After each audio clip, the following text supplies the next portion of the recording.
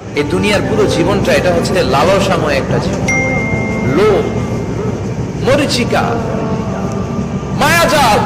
এই মায়াজালে আমরা আটকে আছি, ফলে মৃত্যুর কথা আমরা ভুলে গিয়েছি। পাগলের মতো ছুটছি, আরো টাকা লাগবে, আরো খ্যাতি লাগবে, আরো যশ লাগবে, আরো দাপট লাগবে। আমার এত টাকা দিয়ে কি হবে? এত সম্পদ দিয়ে কি হবে? এত ব্যস্ততা দিয়ে কি হবে? তোমার স্টপ, থামুন, অনেক হয়েছে। আম্মা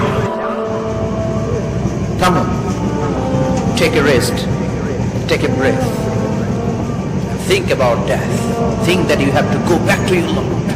একটু বসেন না, একটু ভাবেন যে আমাকে চলে যেতে হবে, চলে যেতে হবে। এই কোলাহল, এই ব্যস্ততা, এগুলো থাকবে, থাকবো না আমি। সাইয়েদনা ওমর ফারুক বলেছেন, মুতু ক্বাবলা আন তামুতু, মরার আগে একবার মরো।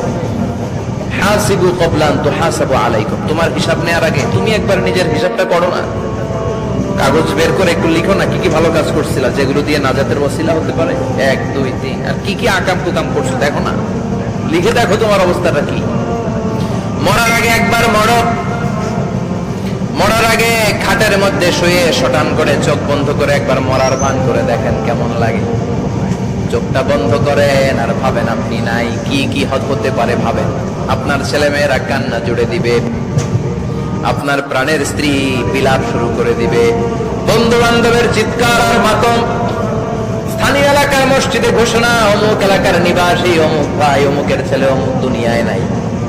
সব আত্মীয়রা চলে আসবে, ফেসবুকে স্ট্যাটাস দেয়া হবে, সবাই সবাইকে জানাবে বিকাল 4টায় অমুক হাই স্কুল ময়দানে আপনার জানাজা।